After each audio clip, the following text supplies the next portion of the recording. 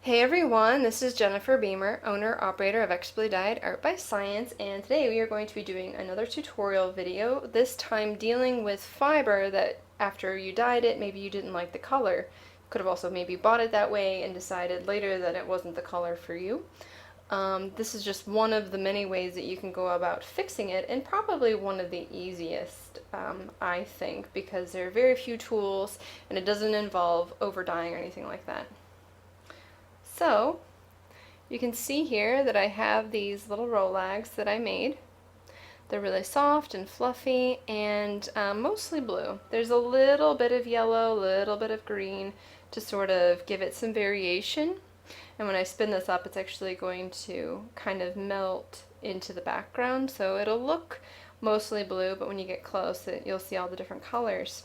Now this is what I started with, this combed top here. It turned out mostly okay. I really liked all the blues, but the colors didn't really meld the way that I kind of wanted them to, so the result was sort of like this muted primary school set of colors. And it could have spun up into a beautiful yarn, and that's actually one of the things that you could do, is just spin it up a certain way and see how maybe it turns out. But for this, I'm going to show you how you can go from combed top like this to these little these little rolags that don't, resemble these big blotchy spots like this yellow here. I wanted it to be more green, and it turned out just like a yellow blob here and here. So I will show you using basically just one tool. So let me put these over here. Here we have a dog's slicker brush. And this one actually has like a little thing here that you push and it pulls the fiber off very easily. I bought these several years ago and I keep using them, and they mostly work still, but some of the tines are starting to get a little wonky here. And I have two of these, so if I wanted to, I can use them as little mini hand cards as well. So basically what I did is I wanted this next set of little rolags I was going to make have some greenish properties. So I focused on the bits of the combed top which had yellow and blue, so when they combine, that will be kind of like a greenish color. So I have a few of them here like this. And you can either, just start on one end and go all the way to the other end, carding each of these into rolags as it comes off the combed top, or you can be a little bit choosy like I am here and just picking out the certain colors that I want to use. So I will show you with this guy here.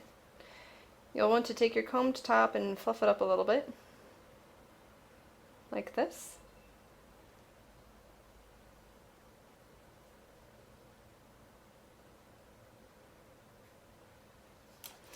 And then I like to hold the brush inverted, right, like this.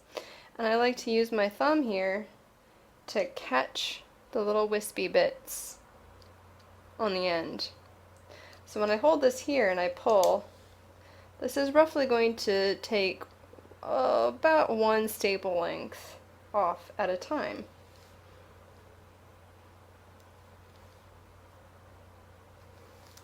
And depending on how much blending you want to do, you can do this process twice.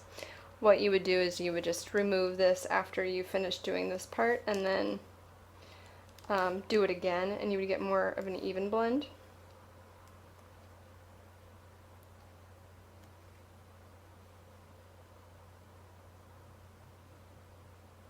And since this isn't quite enough, I'm going to do it again.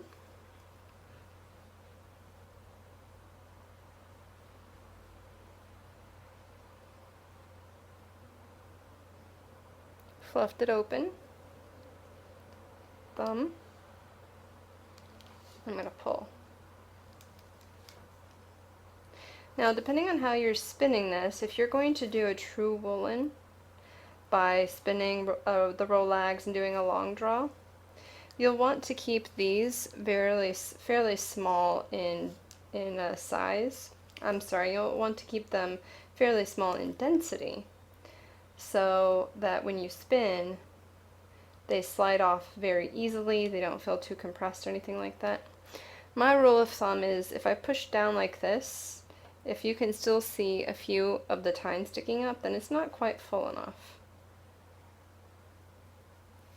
Actually, I'm going to add in a little bit more blue. And I'm just going to keep adding these little layers on here until it's full. Now the reason why I'm using my thumb here at the top is because when I take this off, I'm not going to be doing any extra carding for this version. I like to keep this end so that the end is facing this way, and there's also the other end facing the other way. So there we go, we've got all of the fiber on there. So basically all I'm going to do is, let's get this out of the way, I'm just going to pull this off. I'll hold it down and pull away, keeping this nice and clean. Now with the end here, this is the part that we were holding down with our thumb. I'm going to roll it over, and that will sort of be the center of it, and these little wispy ends will be on the outside of the rolag. Now if you wanted to, you could put a dowel here so that you're rolling over something, but I find that you can make these rolags fairly easy if you just kind of coax it over a little bit each time. Because remember, I'm using combed top, so it's already very orderly. Okay. I like to roll this on fabric because it helps the ends stick to each other a little bit better. The idea is to not smash this too much, okay? So you can see there, so there's a little bit of a coil going on in there. You want to keep that so that when you draft this out, it kind of comes off in a helical way. Okay, so there you go, you have another rolag. So you just amass a whole bunch of these, and you can spin it this way, or if you wanted to incorporate a different color, let's say you wanted to incorporate green, you can make gradients with this. But this is sort of the basic way to make rolags from combed top using very minimal tools and very minimal processing. If you would like to see more videos about how to correct or fix or make a dye job more to your liking, please post in the comments below and I will get that video on the queue. All links will be posted in the description below. Please give me a thumbs up on this video if you liked watching it, and subscribe if you haven't already. And I will be back with another tutorial video very soon. Thanks for watching. Bye!